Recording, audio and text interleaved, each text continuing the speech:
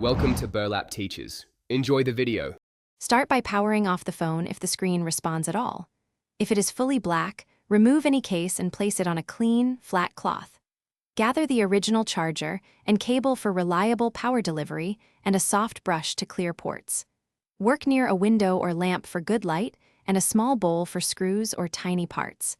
Avoid using metal picks or knives that could scratch or short components. Try a forced restart by holding the power and volume down buttons for 10 to 30 seconds. Release when you see vibration, logo, or LED activity indicating a reboot attempt. If that fails, plug in the original charger and charge the phone for at least 30 minutes before retesting. While charging, inspect the charging and headphone ports and gently clean them with a soft brush. Dust or corrosion can prevent power transfer and keep the screen black. If restarts and charging do not restore the display, try booting into safe mode. Power off, then power on and hold volume down during startup to load safe mode and rule out apps causing black screens.